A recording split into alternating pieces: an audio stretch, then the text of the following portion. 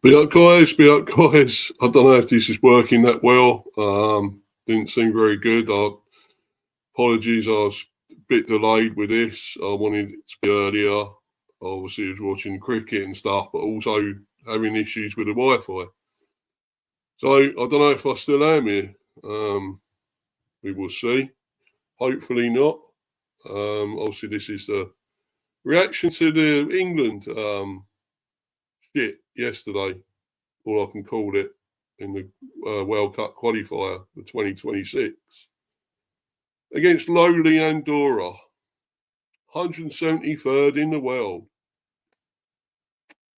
pretty much the equivalent of a non-league team. Yeah, I know I'm lagging or something here. I can see I am. It's shit, guys, but we'll keep going with it. I've been trying to get this stream up today, so I've got to carry on. It's been shit. The Wi-Fi is playing up a little bit, but I want to carry on with it. Obviously, the reaction to that, and of course the bees transfers. What's going on with that? You know, obviously with links with our manager, of course, all going on. Possibly going to Tottenham. Yeah, good luck to him if he wants to go there, but I wouldn't. But there you go. If he wants to go, let him. We'll probably have, hopefully. Well, it looks like we might have McKenna, and I'm not sure about that one. Going for McKenna. Was that go? Anyway, did I put the link up here? I think I did, but here it is again. When it comes on. Yeah, it's so slow and there's freezing and stuff going on here, guys. I don't know what's going on. Wi-Fi, but there's a link. If anyone does want to hop on, you're welcome to. Going to get into this. Going to go off at England again, really. Ranting at England. It was poor yet again. I think Tuchel should go already. Don't want him here. Pathetic. I'll be up to you, Kev. Thanks for coming in, bro. Apologies for all this. It's shit. The Wi-Fi is shit today. It's just slow and freezing and whatever, delayed. But anyway, be up to you, Kev. Evening, Mr. B. Hope you're well, mate. Looking likely Thomas Frank is off to Tottenham. Yeah. Would be a huge disappointment, Brentford. Well, of course it will. Of course it is. We're all I'm disappointed. I'm sure a lot of the other fans are, but looks like it's going to happen, guys, I'm afraid. Not happy, but there we go. Obviously, I'll get into that a bit later on. Just want to go through this shit show of England first. It's little Andorra. We only beaten 1-0. They actually almost scored against us as well. That's how bad it is. Please tell me, guys, if I'm really am lagging here. Looks like I am.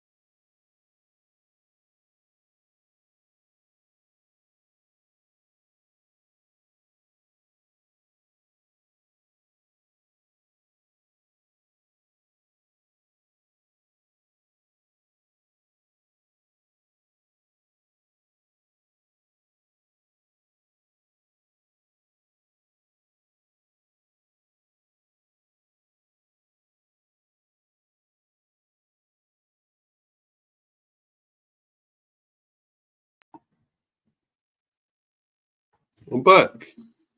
Sorry, guys. I don't know what's going on. This is shit today. Absolutely shit. It's as bad as England were yesterday, this Wi-Fi, let's be honest. Absolutely pathetic. Anyway, another comment there from Kev. Agreed, the England game was a tough watch yesterday. They need to drastically improve if they are going to try and win the World Cup next year. Miles behind the likes of France and Spain, yeah. France beat Germany today, of course 2-0 in the third place playoff of the Nations League. So, good win for them. Obviously, the final is on this evening. I think it's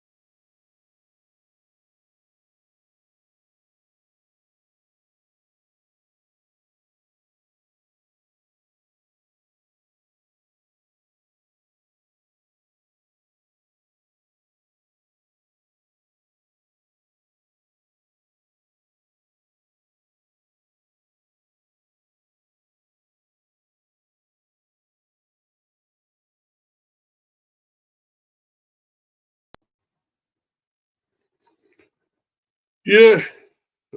Back at last. I don't know what's going on with this shit, guys. I'm afraid. Right. Anyway, go for a few more comments. Yeah, UK Darren fan, Mr. B, you need to upgrade your Poundland Wi-Fi. Laugh out loud, yeah. It's acting like it, isn't it?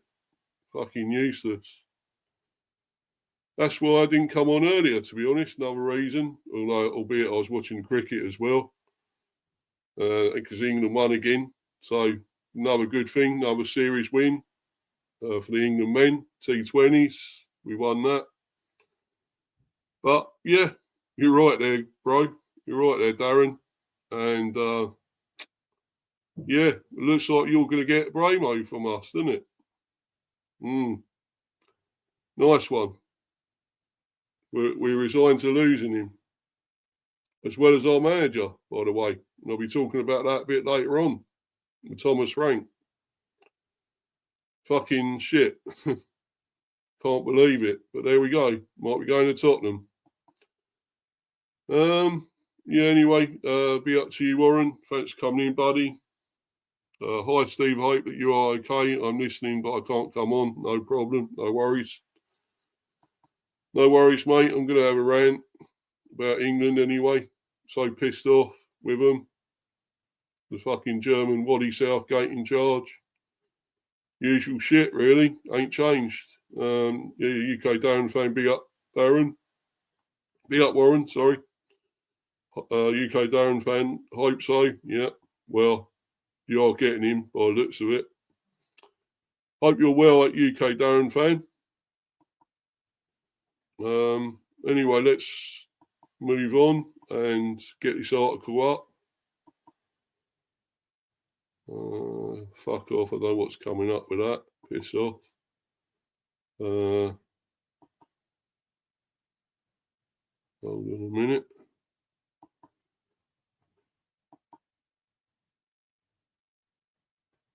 Yeah, just coming up now, guys. There we go.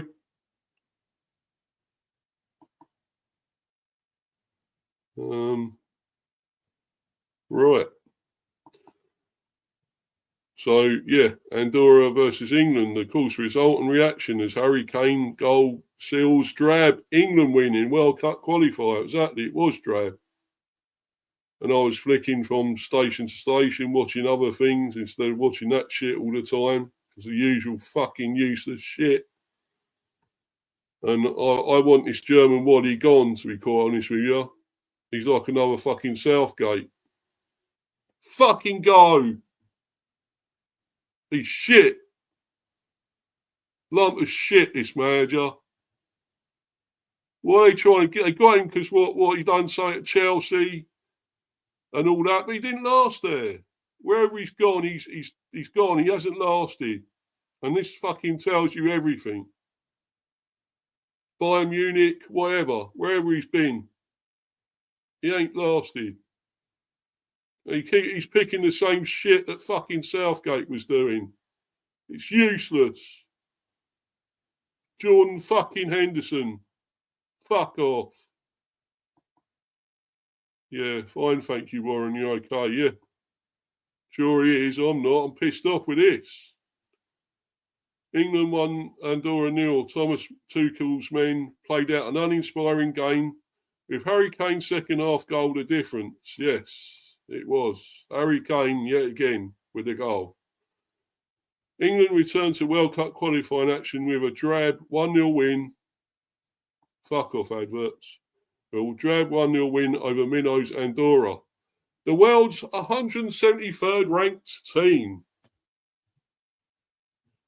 Let that sink in, guys. 173rd ranked team. Yeah. It's an equivalent of a non-league team. We could only beat them 1-0. Why was Henderson playing? Exactly, Warren. Why the fuck was he playing? I'd like to know that. Why is he even in the squad in the first place? This guy is a fucking arsehole. He's a German cunt. And he should fuck off. Because he wants to do us from the inside. He don't give a shit about England. He's just here for his money. His fucking money. Well, I think you should get it and fuck off. He's turned into another yes man, basically. Anyway, Yeah, in a serviceable but uninspiring performance from Thomas Tuchel's side, exactly. Noni Madueke was a bright spark. He was the only one, almost positive spark, positive on the game. Noni Madueke.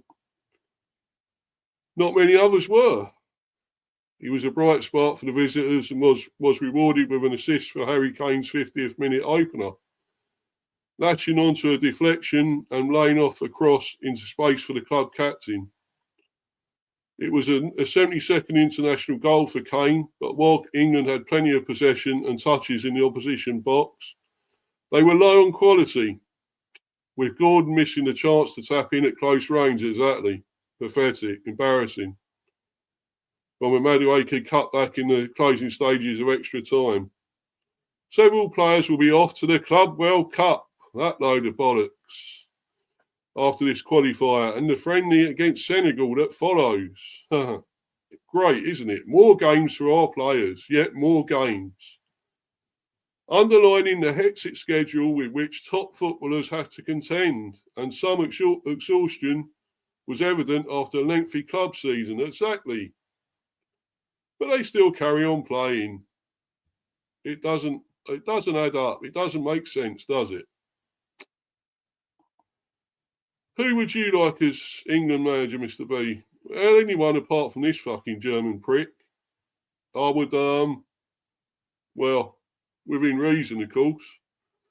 I've always wanted Eddie Howe, to be honest. Well, you know, one of my major real candidates. I was hoping they would have got him for this anyway, but, you know, unfortunately not. I thought they would have got him instead of Tuchel. But, of course, maybe he wants to stay at Newcastle and do other things there, I suppose. And can you blame him the way England are? I mean, they're fucking useless. They're, you know, would he make them any better? I don't know. Nobody seems to do anything with them. And this German tosser ain't. Let's be honest. Eddie Howe would definitely be the best choice. Exactly, he would. But they didn't get him, did they? And we got this prick in charge. And it's just going to get a whole lot worse. We ain't going to win nothing next season. There's no World Cup coming again. Not with this prick in charge. No fucking way.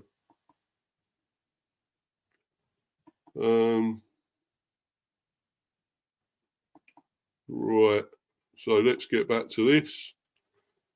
Yeah, as I said, all that. Obviously, read all that. I did not like the attitude, said Tuchel. This is the teams, by the way. England 11. Pickford, as usual, in goal. Why can't we have Trafford or Henderson in goal? Why do we have to go for this guy every time? I mean, it's not like they're going to have loads of chances at goal, is it? So why can't we have another goalie in there? We've got Henderson, we got Trafford. No, he keeps going with that prat, that fucking dinosaur arms bloke. And James, yeah, good to see him back again, although it was a shit free kick he done. Nothing like the one he done before in at Wembley. That cracker, weldy free kick. Put it way over the bar. Eddie Howe, yes, yeah, exactly, Warren. You're right, buddy, innit? We want him in charge. We want him as manager. But I don't look like it's going to happen for a while, does it? Yeah, so yeah, Pickford, James, Konza. I'm not so sure about him. We had him at Brentford, but I think he's lost it as a defender. I'm not so sure he's that great. I wouldn't have him there. I still don't know what's happened, why they can't pick the likes of young Hinchelwood at Brighton. He was amazing again for Brighton last season, I thought, Hinchelwood. Yeah, no, overlooked. Not even in the squad. Burn, again. He'll be found out against quicker players, quicker strikers in the opposition. he ain't up to it in international level. All very well for Newcastle, yeah, but not here. Again, so I don't want him either. I'd have probably likes of Brantford and Hinchelwood at the back, or Gahey, or Colwill. Was Colwill there? He wasn't, was he? I'd have Colwill as well, definitely. Yeah, Luca talks ball. Hi. Yeah, hi to you, mate. Be up to you. Yeah, would have Hinchelwood and Brantford all day long. And Livramento, right back. Sorry, or left. Who else have we got for left back? I'm trying to think. Whether Livramento could play there, I'm not sure. I think he can. Yeah, Burn, Jones, Henderson. Yes. Why is he there, Mr. Henderson? Do anyone know why he's being picked when he should be on the football scrapyard, England football scrapyard by now? He chucks on there. Really don't know.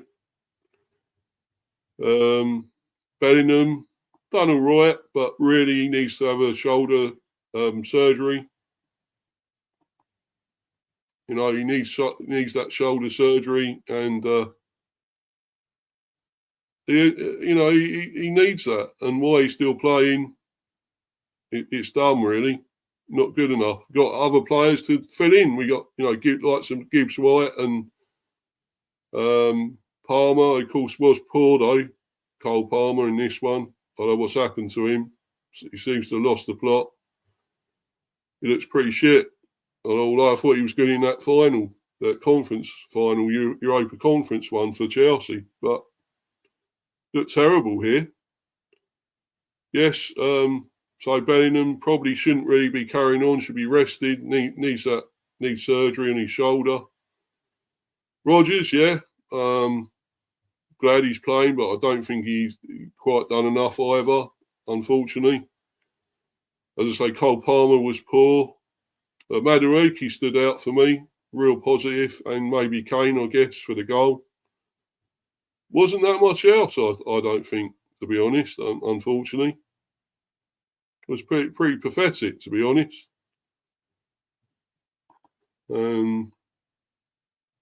Yeah. Didn't think much of it at all. Poor. Yeah, anyway, as Tuchel saying here, I did not like the attitude. Asked about his message for the players, Tuchel says, "It's what I've said to you just now. I told them I was most worried in the last 20 minutes because I did not like the attitude with which we ended this game." At least he is being honest. You can say that about him. It felt almost like he shrugs dismissively. We have to play it until the 93rd minute. It's still a World Cup qualifier away from home. I didn't like it at all. The players know all this because I said it in the dressing room. It's also necessary to have a look in detail, watch the match again, and we will let them know tomorrow what we want from them.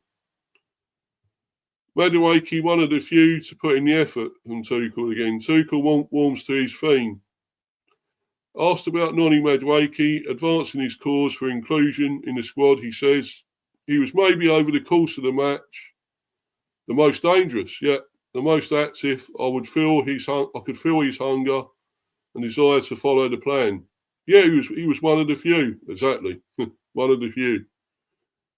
We had a good first 25 minutes when we played to our plan, but we couldn't keep it up.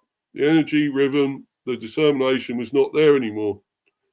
Also, there was a lack of quality in the details. Yeah.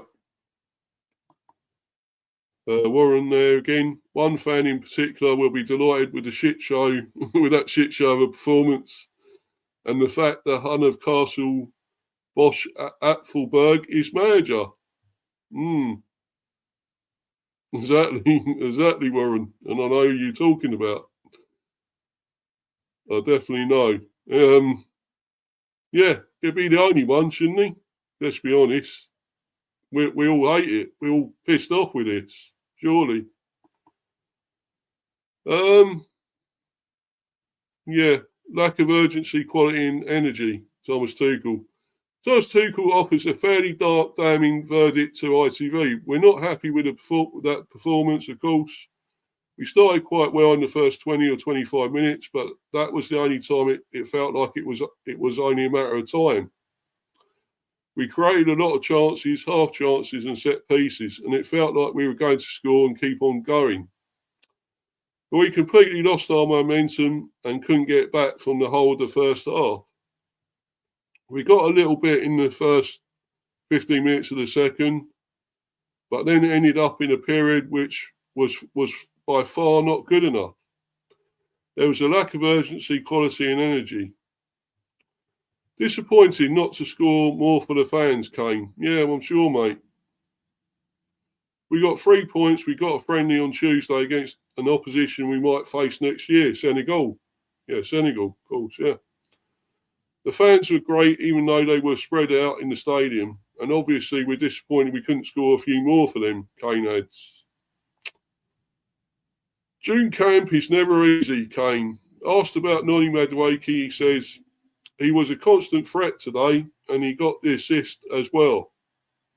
We need more of that. We got amazing players, and you need 1v1 quality in these games.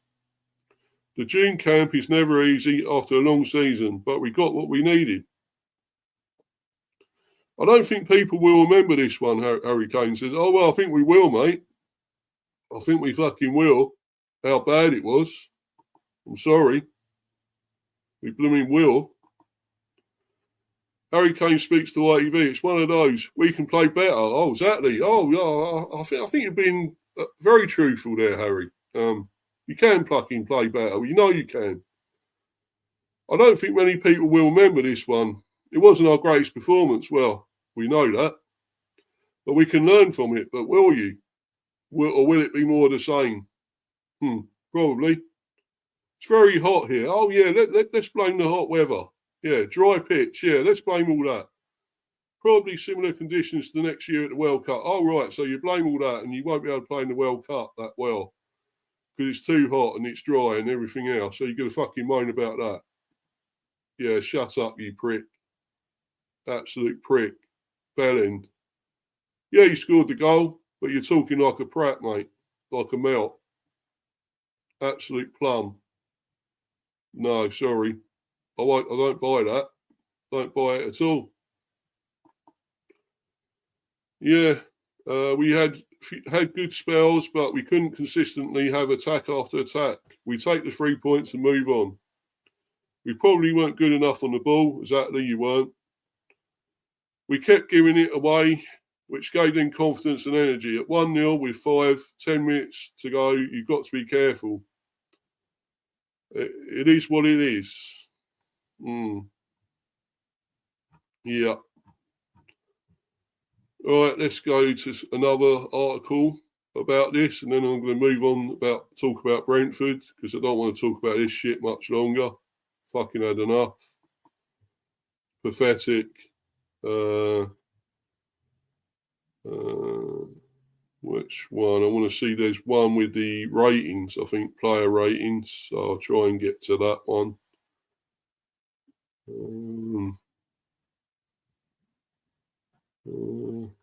Sorry, guys, just trying to find that. Oh, there we go. Player ratings. Here we go.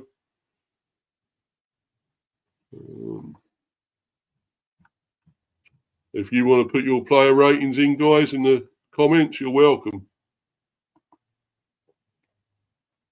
Anyone wants to put their player ratings in, go for it, yeah? Right. Here's view from the armchairs England player ratings after their narrow 1-0 win over Andorra in Barcelona. It's Saturday, mid-June. It can mean only one thing. World Cup qualifiers, yeah. There's no need for the cricket. Well, I think there is, to be honest. I'm happier watching that, to be honest, than fucking this shit. Not yet, because we aren't done with the footy, as England are in Barcelona, taking on the might of Andorra. In the shadows of the still-to-be-finished Sagrada Familia.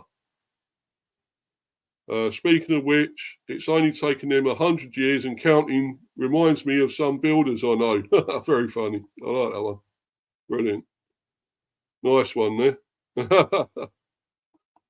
Yeah. Right. So John Pickford, 7 out of 10. Well, does anyone think that's a bit too much? Didn't exactly have a load to do, did he? They almost scored against him. So that's another thing. But I still would have liked to have seen another keeper in here myself. I would have loved to have seen Henderson or Trafford. Give young Trafford a go. Look at what he's done at Burnley. Gets all those clean sheets. Albeit in the Championship, yeah. It's in the Championship. But, you know, he's kept a load of clean sheets and he's a very good keeper. Excellent keeper. He done well for the under-21s, of course, when he played there for England under-21. So he's a top goalie, you know. Yeah. So anyway, Jordan Pickford, 7 out of 10. Lee Dixon is on the commentary, and I'm happy about that. A bit of people watching with ITV's coverage, and we're off. Pickford is definitely quiet today, which is strange, as he normally barks like a chihuahua. He's quite happy to faff about, yeah, at the back with his plates of meat in England colours, which is a change from when he's normally under pressure at Everton. Yeah, exactly. At times, he even applauded his defence politely. Certainly didn't feel the need to chew anyone out. And even got a beautiful bit of evening sunshine here in Barcelona in the second half. For you goalkeeping aficionados out there, it was interesting to note Pickford literally didn't have anything to do with his hands at all, which is particularly par for the course in keepers these days. It's almost disappointing when they do, as it means they're clearly not in a good moment. Mind you, did you see his expert nut out with his bonce upfield on 57 minutes? Hands, eh? Who needs them? Well, they're not very big anyway, and they're little arms, fucking dinosaur arms, the guy, let's be honest. And I think he's a cocky, arrogant shit anyway. Takes too long on the ball. For me, Henderson or Trafford, all day long. You see what Henderson done in the FA Cup, how brilliant he was. Yeah, he could have been sent off. Well, we all know that as possible. But after that, he was amazing for Palace and kept them in it at 1-0 to win the game. So, for me, Henderson or Trafford. Yeah, naught for all of them. Well, yeah, you can almost say that, Warren. But as I say, Madueke was positive, maybe. You could give him a few marks. Possibly, I'd say 8 or 9 for him, maybe. Could give Kane maybe a 7 or something. At least he scored. But anyway, UK Darren fan, I would like Trafford, Old Trafford, laugh out loud, yeah. Yeah, it would be a better keeper for you, mate. At last, a decent keeper, wouldn't it? Instead of bloody Banana and all that in goal.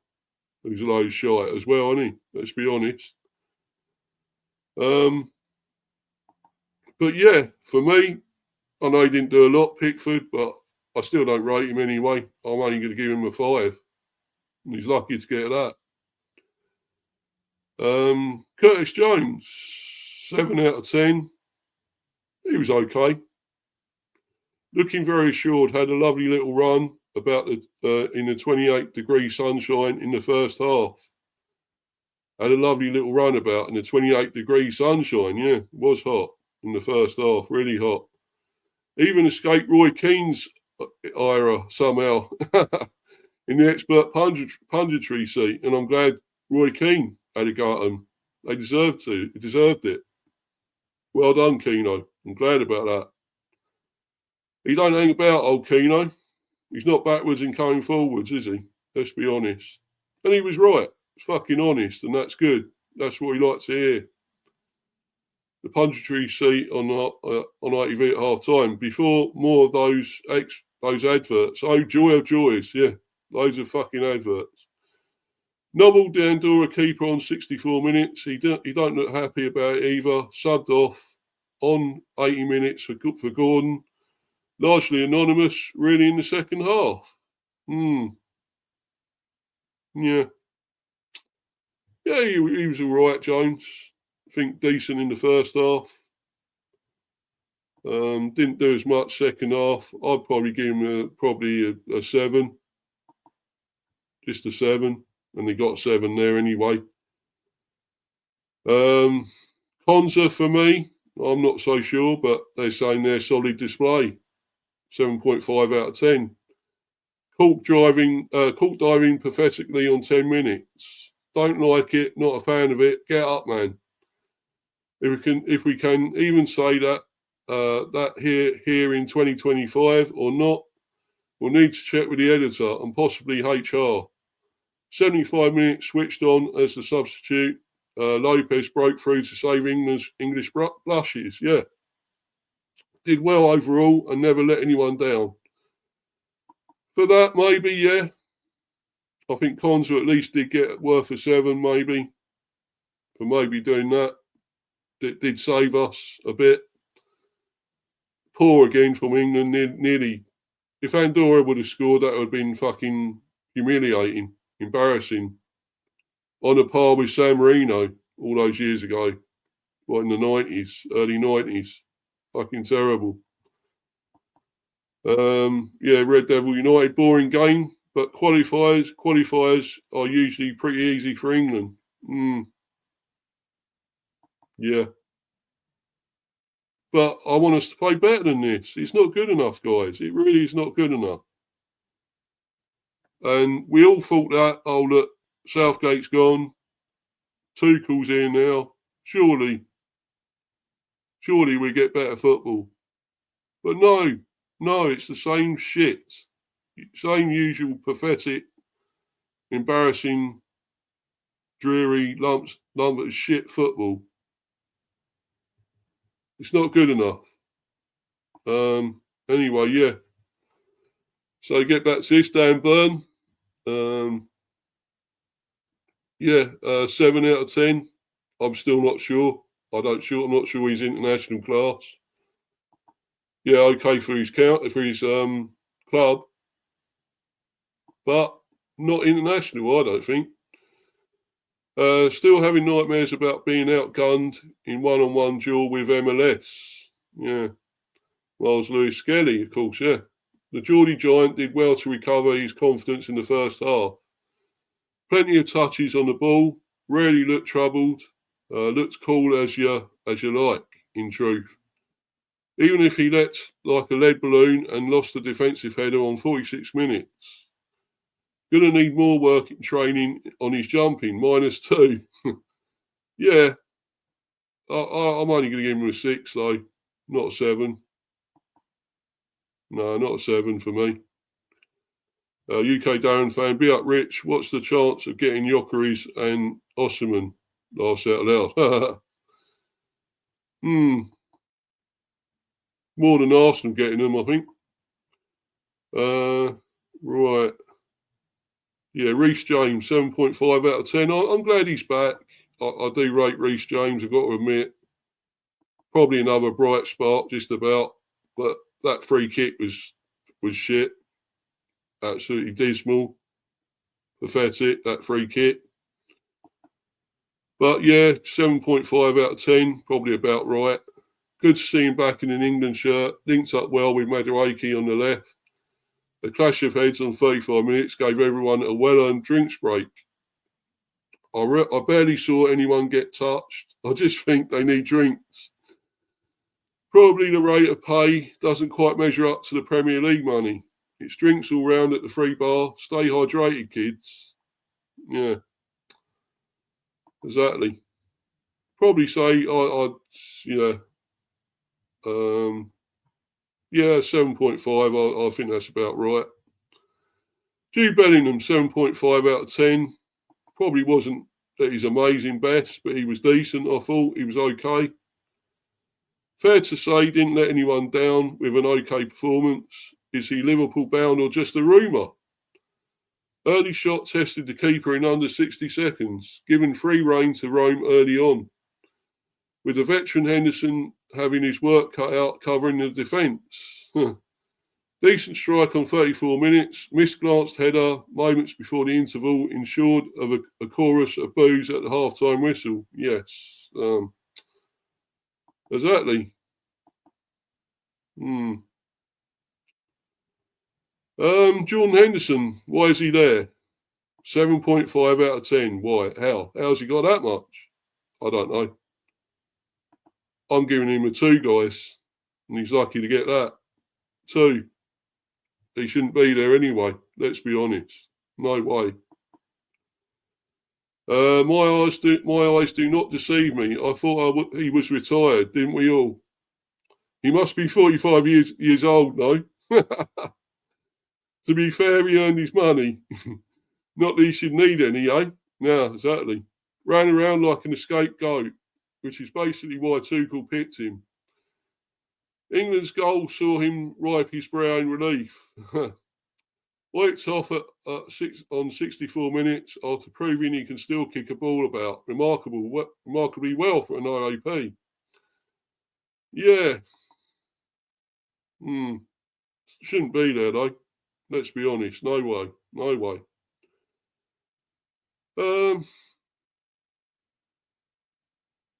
Cole Palmer, 5 out of 10. He was poor as well. He was shit. Absolutely shit. I don't know what's happened to him. Class player, but shit.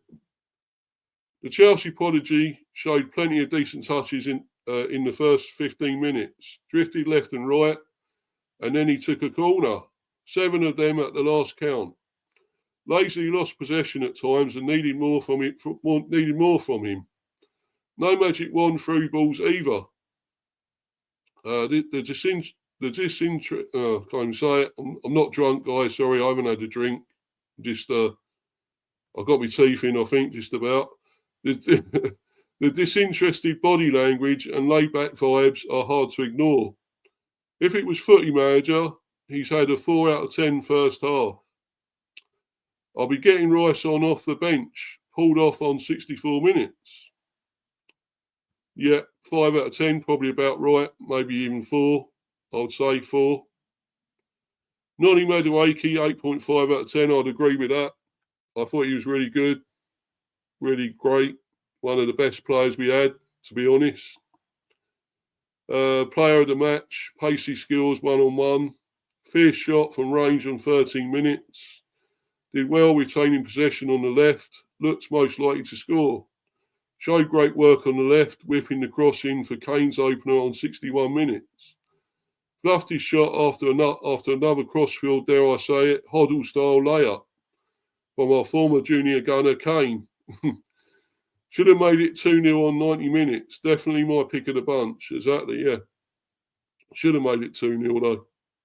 But yeah, definitely an 8 at least.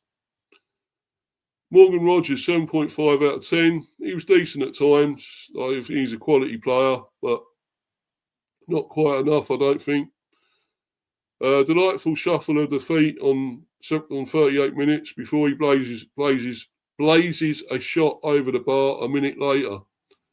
Villa's former Middlesbrough prospect showed flair and plenty of promise. Subbed on 80 minutes for our very own Declan Rice. Yeah. Well, this is obviously an Arsenal fan talking, as you can guess. Yeah.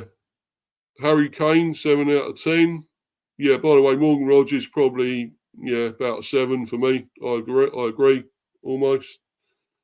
Yeah, about a 7. 7, yeah.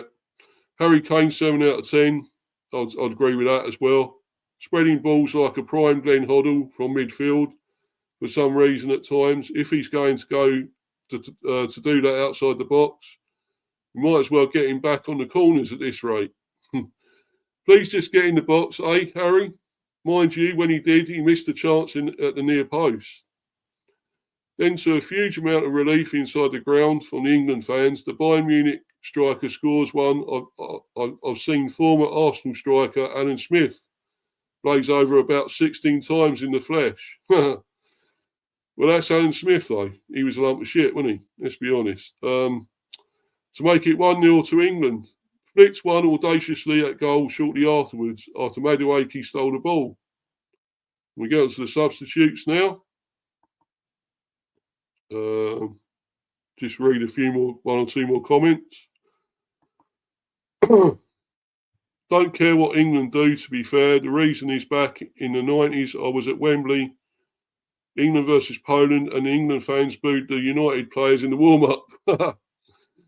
Yeah, exactly. Brilliant.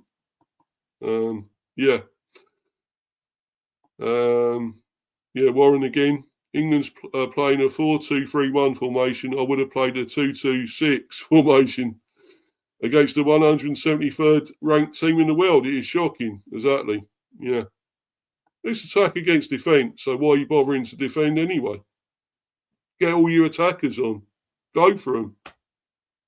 Just go for attack. Yeah, you got to get through their defence, yeah. We know it's going to be tough. They're just going to keep defending. They're not going to break. They're not going to attack us. But that's what we've got to do. We've got to find a way of breaking them down. We've got to be good enough to do that. And we're not. We're not doing it. We should. It's pathetic. Subs anyway. TAA got a 7 out of 10. On for the underwhelming Palmer on 66 minutes. On his first corner ball, Real Madrid's newest player showed an instant improvement over anything Palmer offered all day. Well, so he should. He's gone to Real Madrid and, he's proving, why he's going, for his deliveries, for his passing, everything, all that, basically, as well. So he's not a defender. We know that. But he can spray the ball about. He can have great shots at goal. Great strikes at goal, like he has done, and great goals. But he's not a defender. Yeah, gentle stroll in the sunshine as the Andorran horns appear in the crowd. Pipe down. But yeah, probably about 7, just about right, I'd say. He done well with the corners and, dead ball situations, which he should anyway, and passing. Eberiche Eze, 7 out of 10.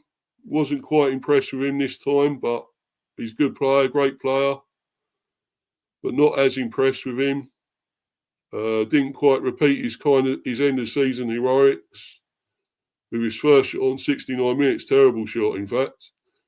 Playing Henderson ahead of this guy is about as high an insult as you could deliver. Exactly. Eze to play all day, but he wasn't as great as he was for Palace and in the FA Cup final and everything. But I still think he's an excellent player, quality. I'm liking Tuchel's Germanic audacity. It bodes well. I get it. I dig it. I'm on board Tuchel's football bus. Well, I'm not. Mind you, the journey needs to bring us to the destination. Silverware. Pulled a great save from the keeper on 73 minutes with a sharp header after great work by Bellingham. Declan Rice, 8 out of 10. I'm surprised he got that much. I thought he was a bit poor, to be honest. But then again, this is a biased Arsenal fan here. I didn't think he looked quite at it when he came on, Declan Rice. I'd only give him about a 6, maybe. Lucky to get that, 5 or 6, to be honest. Replaced Jones in 81 minutes with Arsenal and England's finest immediately getting a bonus point here for having the initials D and R in his name. If you know, you know. The sooner Declan gets a rest this summer, the better. Then he can win us the Champions League next season. Good luck with that. Instead of pointlessly toiling away against students and bus drivers in the middle of June. Come on, you Gunners. Anthony Gordon, 7 out of 10. I didn't think he'd done a lot when he come on. But there you go. Got 7 out of 10. Bit surprised. I'd say about 5. Swapped with Rodgers on 80 minutes. The Geordie Liverpudlian winger got his chance to show Big Dan Burn how to get up off the ground and actually meet a header like a true warrior. And Morgan Gibbs-White, who should have actually been on anyway from the start. I think he's a great player, Morgan Gibbs-White. Brilliant. Why wasn't he playing from the start? I just don't get it. I really don't. Instead, you play Henderson. Why? Don't make sense. Yeah, probably he done well because he only had about 2 or 3 minutes, if that, when he came on. Pathetic. Terrible. Tuchel's got to go. Go on, piss off. Go on, go back. Go back to Germany, you fraud. Absolute fraud. Yeah, 90% of those Andorra players are part-timers, yeah, and would struggle to get a game in the English non-league, county league level, tier 8 or 9. Or the English pyramid, exactly. Yeah, and we can only beat them 1-0, Warren. It's pathetic, isn't it? Absolutely shit. You know, why our players are on this amount of money and we can't beat this load of dog turds, mate? It's fucking useless. Absolutely shit.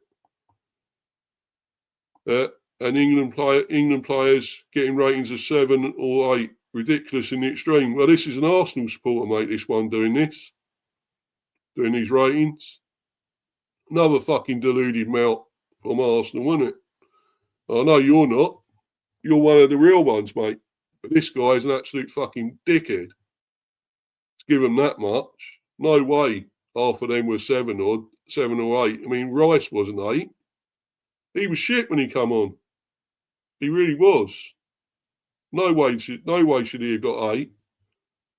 This he's a fucking biased cunt, as far as I'm concerned. Yeah, Tuchel watch. Tried to rally his troops in the first half. A chorus of boos in the Spanish sunshine at half time. Would surely have demanded a lot more of his players, I'm sure. I'm still shocked Henderson is even lacing up his boots here. Incredible scenes that. And a polite, non-barking Pickford is quite the sight to behold. There's a cheeky reference to San Marino, 7-1 from Lee Dixon on commentary. But the truth is that this was the kind of result you used to expect from these fixtures. However, in 2025, even Andorra feel emboldened to show a brief glimpse of tiki-taka against this star-studded England team. To be fair, the Minnows can feel very proud of their showing tonight. Roy Keane gives the England a deserved ear bashing at the end, exactly. But it's 1-0 to England, and we get the points in the bag. And that's all that matters for now. We move. Yeah, okay. That's not all that matters, you prick. Not all that matters at all. And you can fuck off, you melt. As far as I'm concerned, if you're going to think that. What matters more is how we perform. And that was pathetic. Nowhere near good enough. And it hasn't changed. It hasn't changed from Wally Southgate managing. What's he done any different, Tuchel? What's he improved? Nothing. We're still doing the same old shit over and over. He's picking the same shit. Likes of Henderson and whatever, Walker, so forth. Still Pickford in goal. Still the usual. Still the crap shit football. Still boring. So why is it worth him coming in? Why didn't we get Eddie Howe or somebody like that? I really don't get it. I think the guy's got to go already. I'm pissed off with him already. He should fuck off, as far as I'm concerned. I'm never going to change my mind. Somebody can big him up and say the sun shines out of his arse, but not me. I know there's definitely somebody that thinks that, but yeah. Less said about him, the better. Yeah, Warren again. If I was Tuchel, I would demand that the players didn't get paid anything, and the English FA should refund all the travelling England fans. Exactly. I agree, 100%. But we're going to move on from that shit. Can't say any more about that. We got Senegal next, so good luck. It's only friendly, but I think I wouldn't be surprised if Senegal beat us, and I'll be happy about it. Maybe we'll get rid of Tuchel then. Doubt it, but fucking should go. That's just not good enough. You know, we should be doing better than this. As I said there, 2025. It's got to be different than this shit. It's just not good enough. I'm sorry. But I'm going to get on to the bees, talk about the bees now.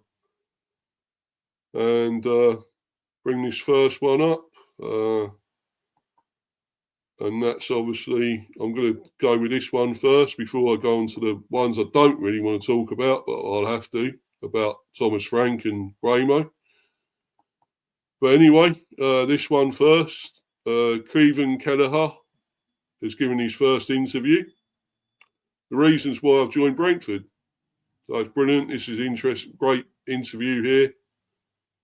And you can look at it, watch it on there. Obviously, I can't show it. So it'll be copyright, this video.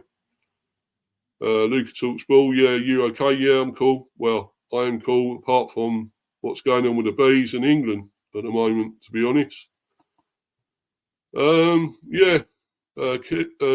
Kelleher has explained his reasons behind signing for Brentford from Liverpool.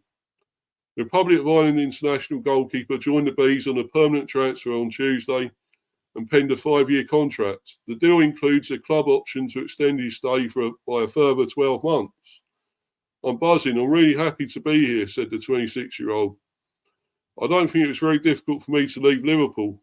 I felt for my own career that the time was right for me to go, to be a number one and to play every week.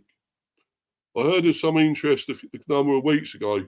Once I knew Brentford was in for me, it was definitely one I was really excited about and wanted to do as quickly as possible. When I come back for pre-season, all focus will be on what I want to do next year, to work on certain goals and what I need to improve on, and to have a really good season for Brentford. The move sees him join up with compatriot Nathan Collins, as well as reuniting with former Liverpool teammates Sepp van den Berg and Fabio Carvalho. Kelleher also revealed why conversations with head coach Thomas Frank demonstrated that Brentford was the right club to depart Anfield for. I came down to meet the manager and some of the coaches, he continued. They spoke to me about why they wanted me to be here and showed me around the training ground. It was interesting to see their point of view on why they wanted to sign me and how they think they can develop my game. It was impressive, and I think the club's a really good fit for me. I like the way the manager and the coaching staff go about their ways, and it seems like a really close, tight-knit family club. They've got a really good track record of improving and developing players, which is really what's drawn me to the club. I obviously spoke to Nathan. He spoke really well about the whole club, and it's nice to know Seb and Fabio as well. It'll make it easier for me to settle in and be nice to have a few friendly faces. Exactly. Yeah, brilliant. Great stuff from him, and I'm glad he's here. Glad we signed him. Top quality keeper. Amazing. But I'm going to go on to this, and really don't want to talk about it, but I'm going to have to. This one.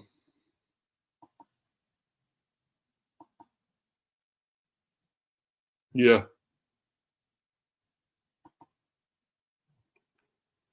Next Tottenham boss. Get big hands. Yeah, okay. Wish we could, but I don't think that's going to happen, Warren. Sorry. Somehow. Then again, he could win us a trophy in his second season, mate. Win us a trophy in his second season. They might take us down nearly. Might get us in the fucking relegation zone, mate. But yeah, win us something in our second season. So here it is, basically. Next Tottenham boss, Thomas Frank, interested in talks with Brentford, prepared to listen to offers. They're prepared to listen, Brentford. Oh dear. But looks like he could be on his way. Spurs searching for new head coach after sacking Ange Postecoglou. Brentford boss Thomas Frank is leading contender to replace him. Talks yet to take place with Bees over Dane, who has release clause in contract. About 10 million, I believe. That's not a major amount. Frank would be interested in speaking to Spurs if given permission. Well, there you go.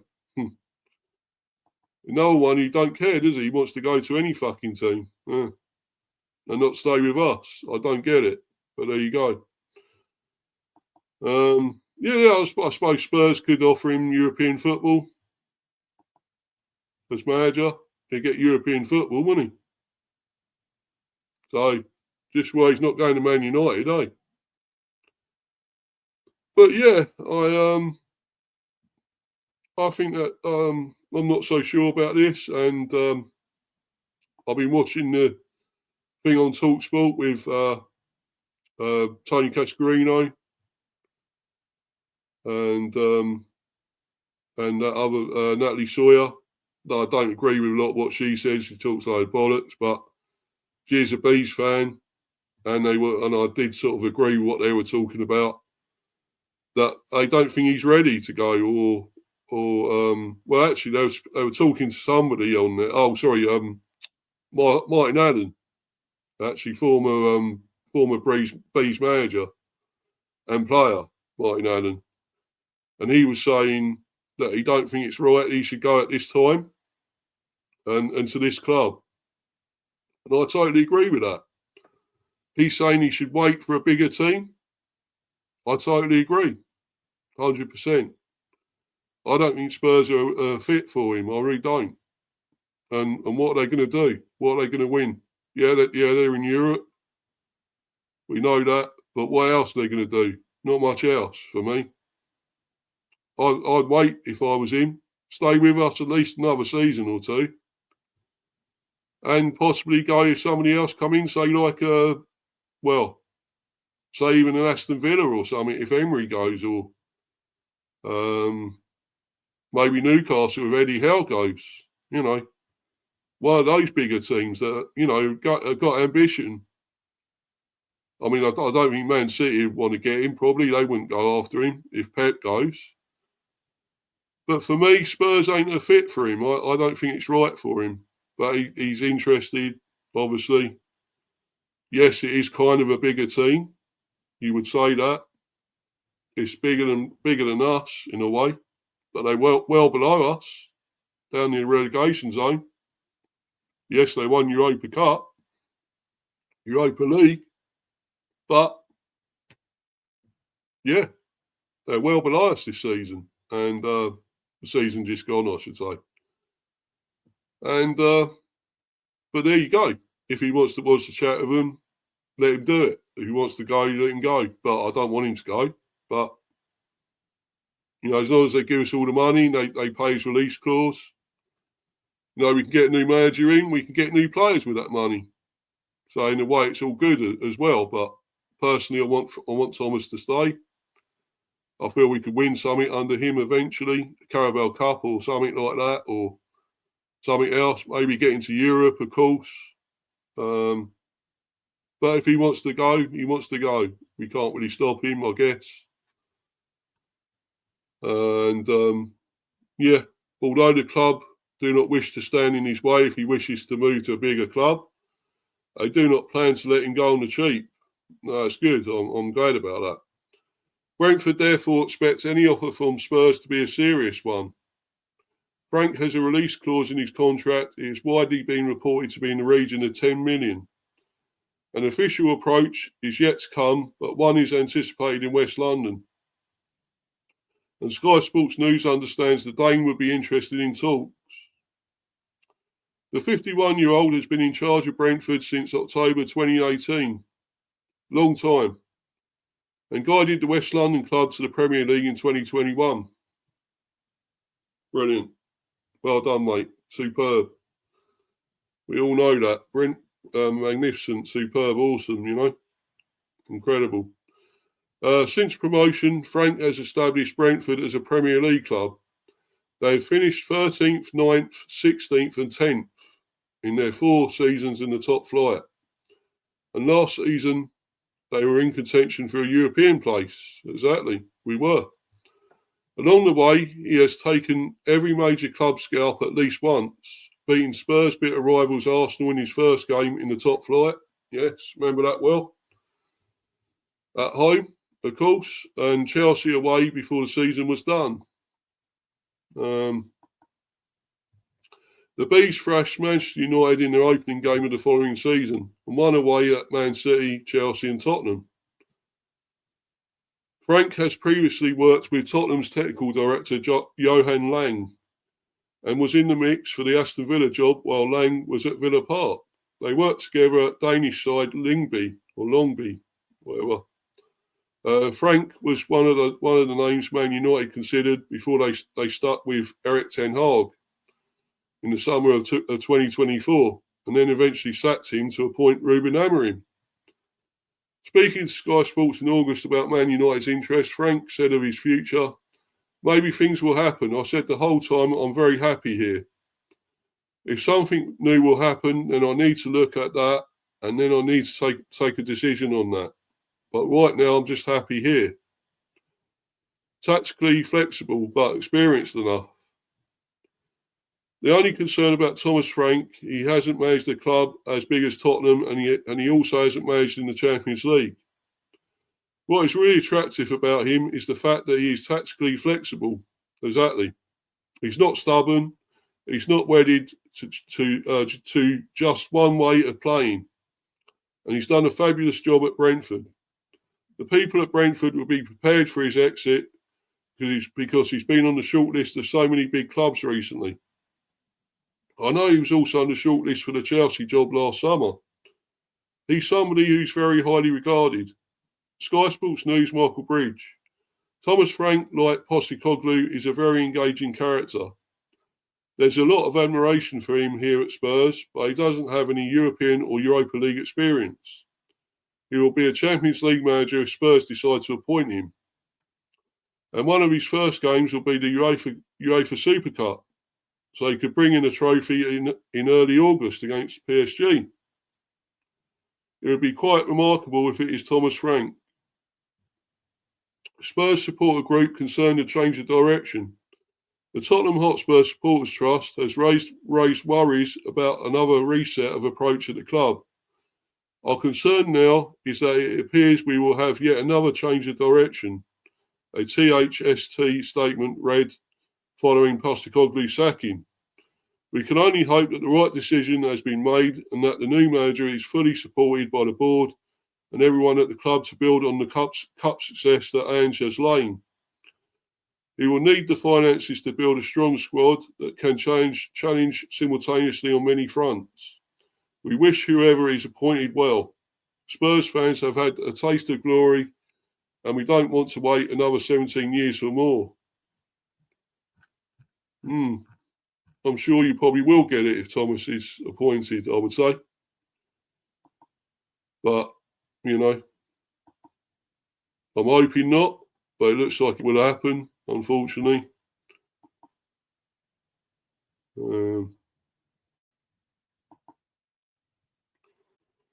Yeah, and while we're in there again, what about those stories linking Kai Havertz to Brentford? Oh, fuck that. No, don't take the piss, Warren. You'll take the piss, mate. That ain't fucking true, is it? Fuck that. No, mate, that's a joke. Come on, April Fool's Day is gone, man. Come on. Fucking, that was last month. No fucking way. No, well, a couple of months actually ago. We're in June now. But anyway, no, fuck off, man. We ain't having German giraffe. Fuck that. Yeah, Natty Sawyer is away with the fairies, mate. Exactly true, but she's great to look at and great pair of you-know-whats. So, but I've got to be careful what I say on here. But anyway. But yeah, true, but I did like what they were saying. I agree with that, especially with Martin Allen. You know, what he said. I don't think this is right for him. But if he wants to go, you can't do a lot about it. If he wants to go there, unfortunately, we haven't got any sway. I haven't got any sway in it, so that's it. Only in name, mate. Yeah, big club, exactly. Only in name. But there we go. Yeah, if he wants to go there, let him. You know, let him go. But personally, I want him to stay. But if he don't want to stay, he don't want to stay. Anyway. Yeah, here we go. So Tottenham faced Thomas Frank dilemma thanks to unusual Brentford clause. Thomas Frank has quickly emerged as Tottenham's top target to replace Ange Postecoglou, but their pursuit of the Brentford boss could be more difficult than anticipated. By John Cross, of course, chief football writer. Tottenham chairman Daniel Levy will have to pay the full $10 million to land top managerial target Thomas Frank. It remains unusual for a club to have to pay a player-style transfer fee, but Brentford inserted the buyout clause, which starts at $10 million for their highly rated manager. Chelsea set a Premier League record when they paid £21 million compensation to land Graham Potter from Brighton in 2022. Maybe we should get the same then, you know? Why not? We'll have 100 odd million or more then to spend on another manager, more players. Yeah. We got that then, haven't we? But despite clubs routinely spending big on players, they are always reluctant to land arguably the most important employee of all, the manager. Exactly. Brentford have no reason to compromise on the figure, while Frank also shook hands on staying for another year, but that agreement could disappear if the fee is met in full. Levy has a reputation for driving a hard bargain, but is unlikely to get any wriggle room this time. Good. Fucking, he shouldn't. Fucking arsehole. Bald prick. Specky prick. Wanker. Yeah, Tottenham have had a major clear out after sacking Ange Postecoglou on Friday, including the Aussies' backroom staff, while there has been a cull on members of the club hierarchy. Technical director Johan Lang has been a notable survivor, and that is because he has strong links and a good relationship to fellow Dane Frank. It is now on Lang to land Frank as he has championed the Brentford boss to Levy and other members of the Tottenham board. Tottenham have yet to make a formal approach for Frank, and other options remain a possibility, including Fulham boss Marco Silva, whose buyout is less, around $6 million. And he also only has 1 year left on his deal at Craven Cottage. So why don't you go for him? Spurs, go on. Fucking go for him. But Frank is their number one. Here we go. And while nothing is imminent, Tottenham are likely to step up their pursuit in the coming days. They see him as an ideal candidate for his style of football. He builds and improves players, and will also have the scope to improve the squad ahead of a return to the Champions League. Frank is clearly interested in the potential switch, having done a superb job at Brentford, but his current club also want to keep him and would love him to stay. Former Tottenham boss Mauricio Pochettino has already ruled himself out of the running, stressing his commitment to current job with the United States. Pochettino remains a huge fan favourite, but there is no chance of him coming back to the club, which he led to the Champions League final in 2019. Pochettino said, "Today it's not realistic. Look where I am. Look where we, his backroom staff, are. The answer is so clear. I think since I left in 2019, my name has always been on the list of rumours. I've seen the rumours. We are 100 coaches on the list. Don't be worried about that. If something happens in the future, you for sure will see. But I am so happy in this moment, and we cannot talk about this type of thing." Meanwhile, Tottenham have exercised the option to extend veteran defender Ben Davies' contract by another 12 months. Davies, who is 32 and is Spurs' longest-serving player after joining from Swansea City in 2014, will stay at Spurs until at least 2026. He's hoping to reach the World Cup with Wales. Versatile defender Davies has made 358 appearances in all competitions for Spurs, scoring 9 goals and captaining the team 13 times. He is currently with the Wales squad preparing for Monday's World Cup qualifier in Belgium. Davies has regularly worn the captain's armband for his country in the absence of injured midfielder Aaron Ramsey, and led Wales to a 3-0 win over Liechtenstein on Friday. So that's it for that. Are Spurs right to have sacked Ange Postecoglou? For me, no. I still think it's wrong. And now, because they're going to go after our manager, so it's definitely not right. I'm going no. Where will Spurs finish next season? Well, if they get Thomas from us, I would say at least in the top 10 finish. I'm going to go 8th to 10th because I still don't think they'll be in the top sort of 6 or whatever, 5, 7 even. Just don't think they can get into that. I just don't think they're still good enough, even with Thomas there. But obviously, it won't be down near the bottom, that's for sure. Out of these, which will be the first manager to leave next season? Ruben Amorim, Pep Guardiola, Mikel Arteta. Well, Arteta's on borrowed time. Let's be honest. He's got 9 fucking lives, and he's gone over them. He's gone over them already. Let's be honest. Eddie Howe, you got there. I don't think so. Enzo Maresca, maybe not. I don't know. Graham Potter, possible. Daniel Farker, who's at Leeds. He could possibly go because I think they're struggle. Scott Parker, well, I think he'd keep his job because Burnley looking good and good defensively, so probably not. Regis Lebris, possible. Can't say they'll all survive. I don't think they will. Arteta should go, but he won't. They'll never sack him for some reason. It'd probably be Potter or Farker, I'd say. Or that Regis Lebris. I think, I'm going to go this guy. I think, he's the Sunderland manager. Yeah, I'm going this guy, Regis Lebris, because they don't keep hold of their managers, Sunderland. They sack him a lot, so him, I think, Regis Lebris. And that's about it.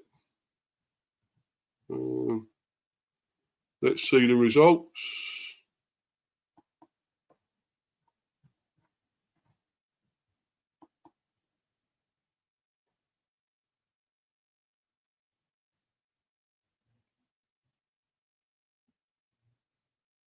Come on, hurry up, for fuck's sake.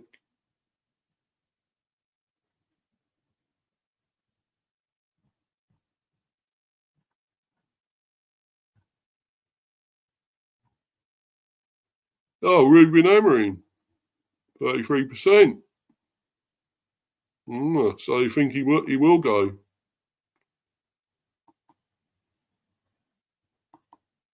I think Ruben Amorim will go.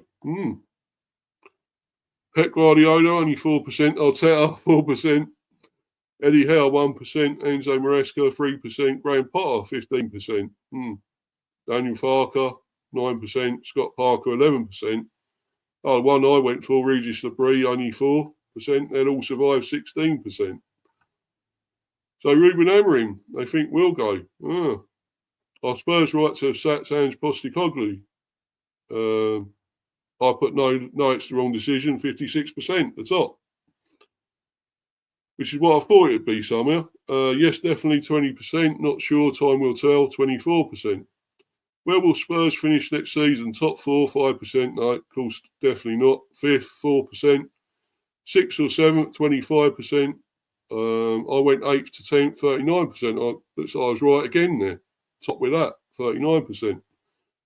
11th to 13th, 16%. And 14th or lower, 11%. So there we go, guys. And go on to this. If Frank does go, we're after this guy, apparently.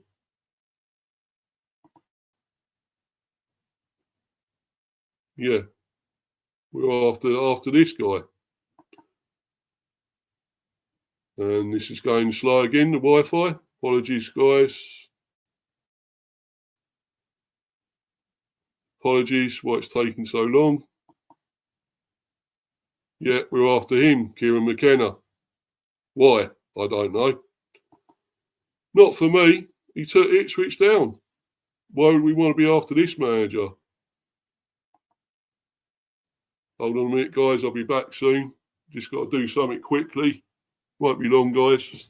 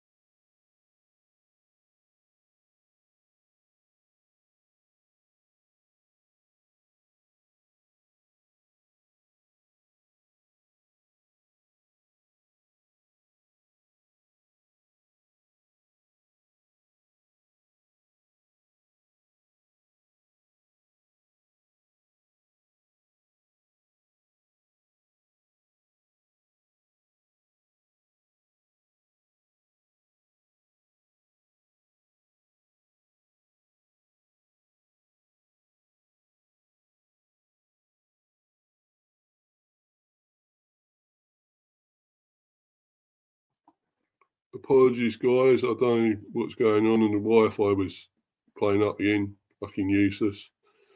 Anyway, I'm just going to read this before I check on when I talk about obviously Kieran McKenna. Just this again about Thomas Frank. Just read this. Tottenham are set to make formal approach for Brentford boss Thomas Frank after sacking Ange Postecoglou, with Dane keen to bring his own backroom staff to North London. Spurs sacked Ange Postecoglou just 16 days after he won the Europa League. The North Londoners are expected to make a formal approach for Thomas Frank. Tottenham are expected to make a formal approach to Brentford manager Thomas Frank this week, with the Dane keen to bring his backroom staff with him. Brentford have been mulling over promoting from within should Frank depart, with coach Justin Cochrane a candidate. But they are considering an approach for Ipswich Town's Kieran McKenna, which I don't want. He took Ipswich down. Why should we get him? I just don't get that. That doesn't make sense. Would he do the same with us? Would he get us near relegation? No, I don't think so. Don't want that. He's not ready for the Premier yet, that guy, anyway. Let's be honest. Spurs sacked Ange Postecoglou on Friday, but Mail Sport understands that he is already the target for another Premier League club. Spurs also relieved his assistants Mile Jedinak, Nick Montgomery and Sergio Raimondo of their duties, with Matt Wells and goalkeeping coach Rob Birch staying. That could change depending on who arrives. If Spurs fail to reach agreement over Frank's estimated £9 million compensation, Fulham's Marco Silva and Crystal Palace boss Oliver Glasner are considered alternative options. However, Spurs hope their sporting director Johan Lang, a former colleague of Frank at Danish side Lyngby, can exert some influence. The two coached together at Lyngby and are said to have maintained a good relationship. Meanwhile, Cochrane, who is head of coaching at Brentford and part of Thomas Tuchel's England staff, was a former youth team coach at Spurs, and his knowledge of the club could prove helpful if Frank makes the switch. In a further shake-up, Spurs are expected to hand Fabio Paratici a greater role alongside Lang later this month, following the departure of Chief Football Officer Scott Munn. Spurs have also sacked Robert Villahan as women's team head coach after they just avoided relegation. Right. Did say about Kieran McKenna there, but obviously don't want him. Definitely don't want him. But here is a bit more about that. Bit more about that here, guys. Brentford linked with McKenna move should Frank depart for Spurs. Sorry, guys, it's all a bit slow. Come on. Slow, fucking slow. And shit, this Wi-Fi. Fuck it.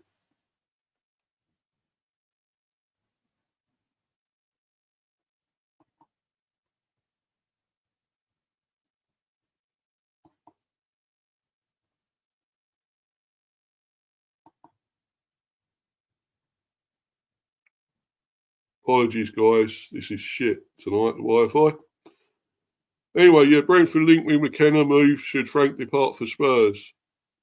Town boss Kieran McKenna could be targeted or would be targeted by Brentford should Thomas Frank depart for Tottenham Hotspur, according to various reports. Dane Frank is the favourite to replace Ange Postecoglou with the North Londoners, the Australian having parted ways with the club he led to the Europa League on Friday.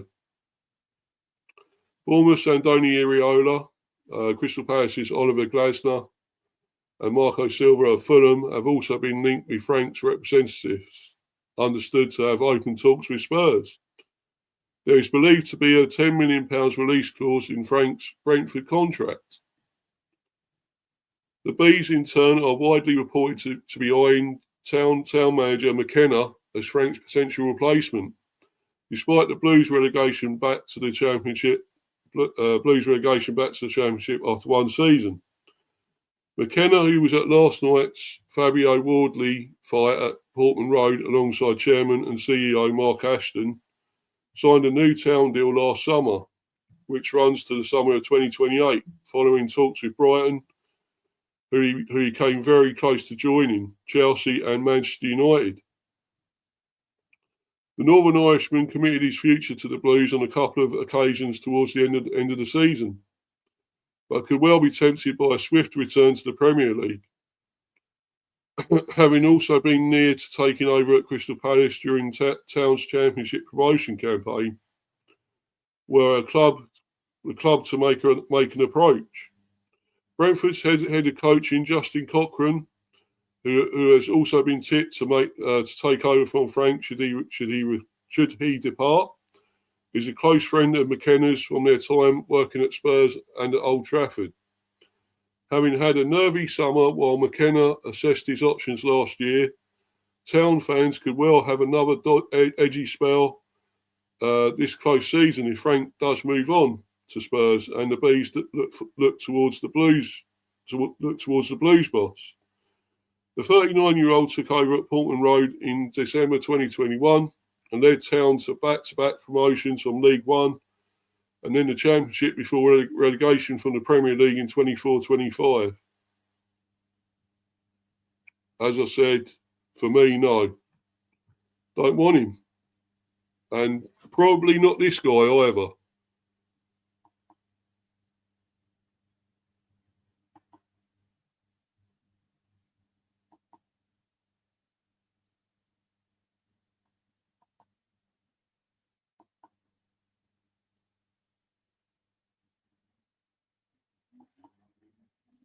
Yeah, not this guy either, I'm afraid.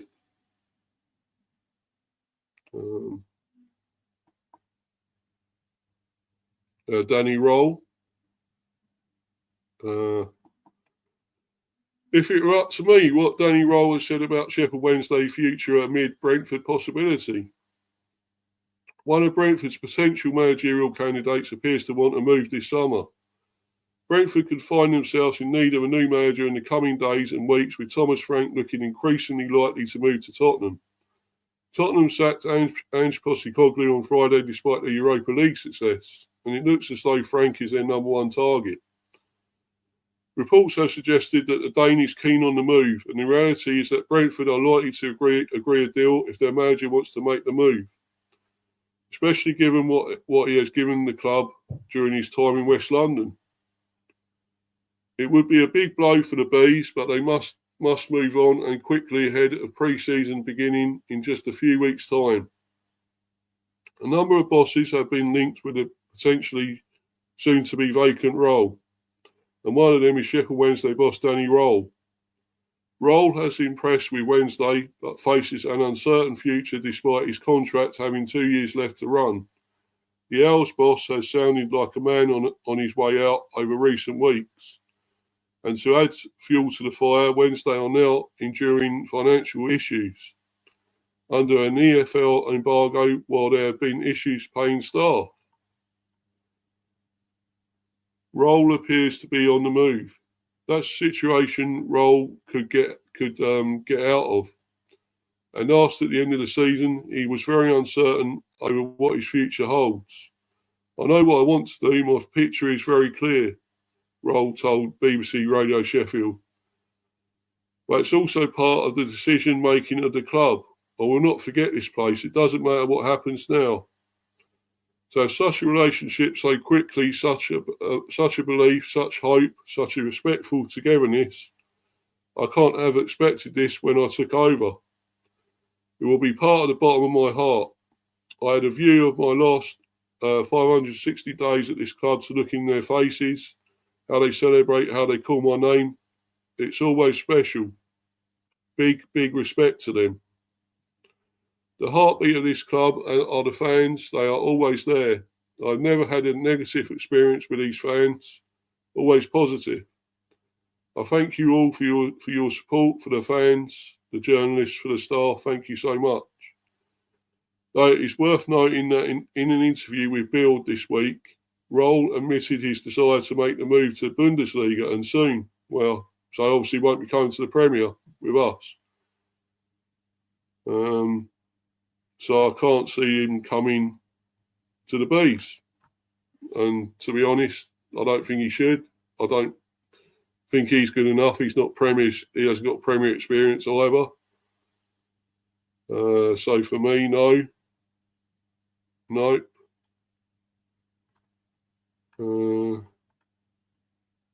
Definitely not.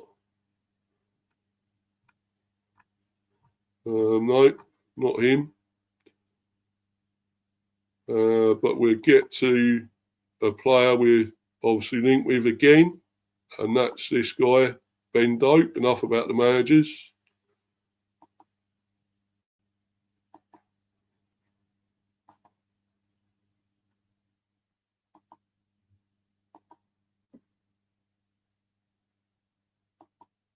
Yeah, so we're interested in Ben Doak again. Great young player, brilliant.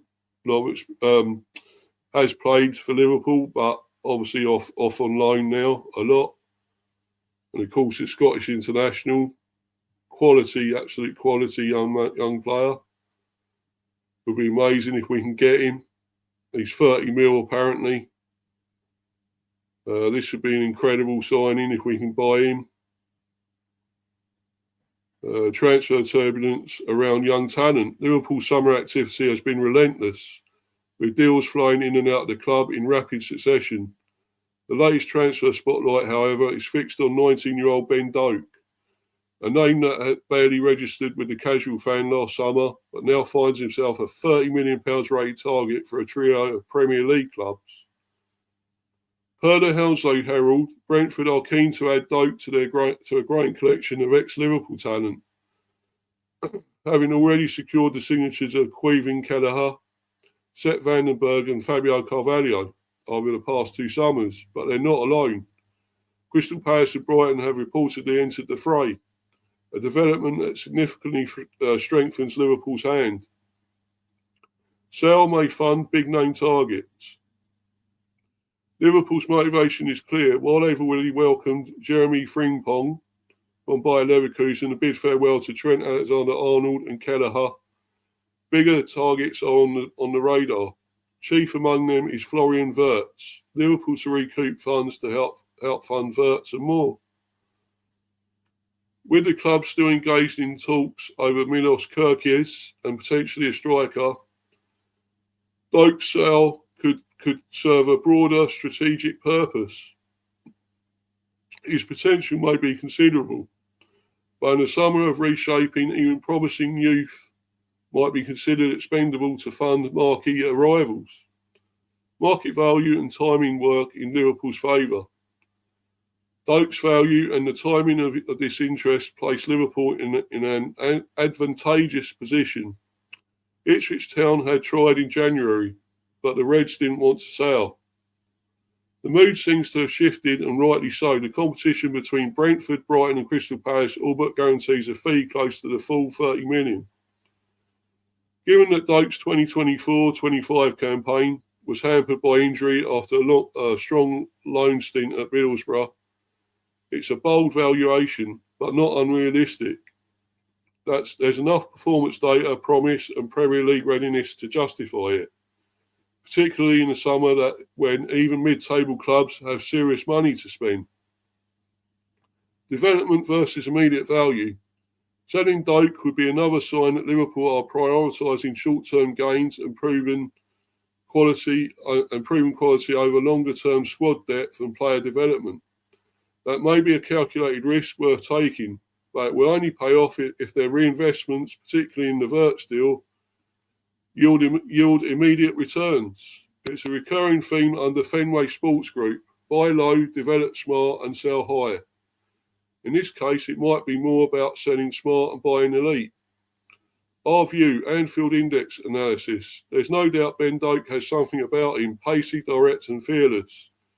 He looks every inch a player suited to Arnie Slot's dynamic football. His performances at Middlesbrough hinted at serious potential. Despite injury setbacks, most Liverpool fans would have liked to see him get a proper run in the first team before decisions are made. That said, 30 million is no small change for a player who's still largely unproven at Premier League level. If that money helps secure someone like Florian Wirtz, a generational talent who could redefine Liverpool's attacking play, then it becomes more palatable. But it always stings to see homegrown or carefully scouted youth sold on just before they might explode. Brentford, Brighton and Palace are all clubs with smart recruitment and solid coaching. If any of them land Doak, it'll probably thrive. The worry then is hindsight. If he becomes a star elsewhere, fans will question why we didn't show more patience. Still, even the bigger picture and financial pragmatism required to stay competitive in the modern game, this looks like a sale Liverpool can afford to make. But only if they get the rest of their summer business absolutely right.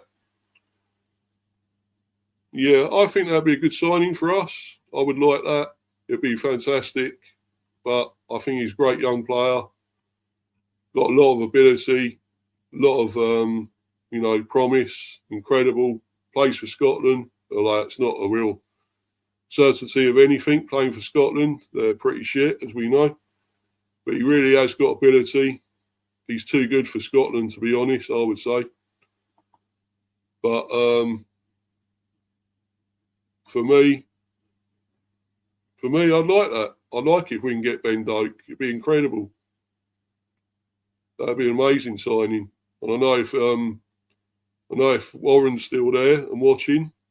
I know you said he wasn't. It was Kuhn. You didn't want to sell, or you didn't mind. Sorry, you didn't mind selling Kuhn, Nicholas Kuhn. Who that's another one we were interested in from Celtic, of course. So, but Ben Doak is a real talent, and I know you know that. Warren at Liverpool and Scotland, incredible player, young player. If we can get him, that'd be incredible. That'd be amazing. 30 million is a lot, but I'm sure we can do that. That'd be incredible. So I really think that'd be possible. I just hope we can do that. And I'm just going to talk about Brian Bramo in a minute as well. Of course, we've got to go into him yet again, talking about him. But there's this one first. Anthony Malambo, who did come here briefly with his agents to talk to us. And then it looked like this was dead in the water. But now it looks like it might actually go ahead. And looks like we're really going for this one. And I think it's a great deal if we can get this young man, only 20. Says Brentford step on the gas for Malambo. English delegation reports to Rotterdam. Brentford are stepping up their intent to sign Feyenoord's Anthony Malambo. A delegation from the Premier League has travelled to Rotterdam to continue negotiations, reports 1908 NL. Brentford have already made a bid of €90 million plus €3 million in bonuses. That proposal was rejected by Feyenoord, according to the fan medium. The Bees are not going to let it rest. Both clubs will continue negotiations on Saturday at a secret location. A deal is seen as feasible and realistic. However, Brentford will have to dig a little deeper into their pockets. I'm sure we can do that. Feyenoord also know that Brentford is in dire straits. Mark Flecken was already sold to Bayer Leverkusen for €10 million. And Brian Bramo is also on his way to Manchester United. English media reported a bid of €65 million, including bonuses. Part of that money must therefore be reinvested in Malambo. Feyenoord want to strengthen themselves with one more midfielder. If Malambo leaves, Luciano Valenti is the most important target. Yet new boy Sam Stein, Calvin Stengs, Leo Sawyer, and the returning Ezekiel Balada can all play as number 10. So, yes, that's looks like one we're definitely going to be possibly getting in the near future. It looks like it's happening. And let's hope it does. I think he's a real talent. And I really hope we get him. We do step it up and get that young player. But obviously, got to talk about the man of the moment, and that's Brian Bramo. This is the last one, guys. I'm going to bounce because he's gone on, nearly 2 hours or more, going on for 2 hours. So getting on for that. So I'm going to bounce after this one, guys.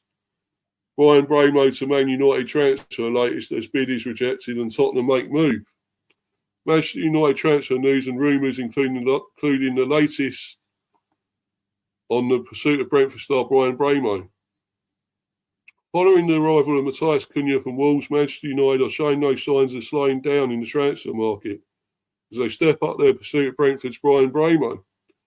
It's a crucial summer for the club, with Ruben Amorim finally given the opportunity to put his own stamp on the squad and the squad he inherited from Erik ten Hag late last year.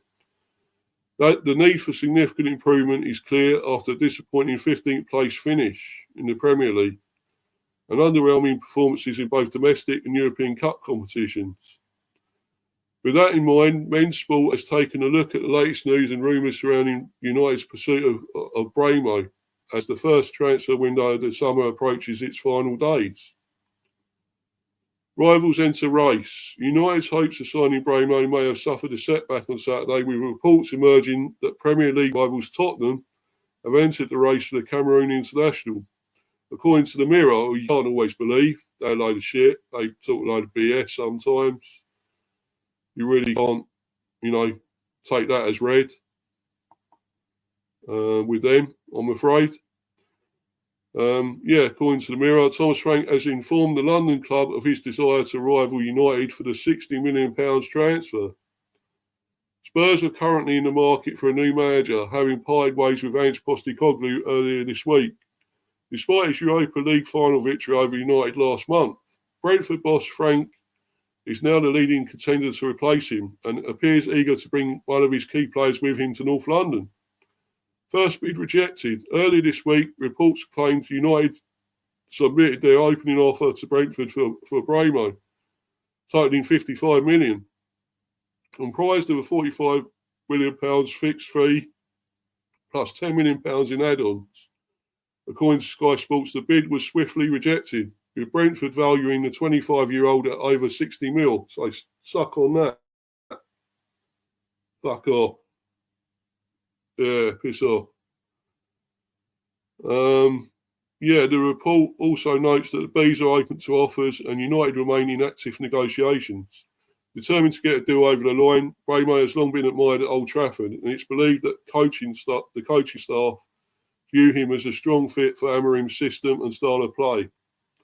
Bramo preference. United's pursuit has intensified following encouraging signs from the players' camp that he's keen on a move to the northwest.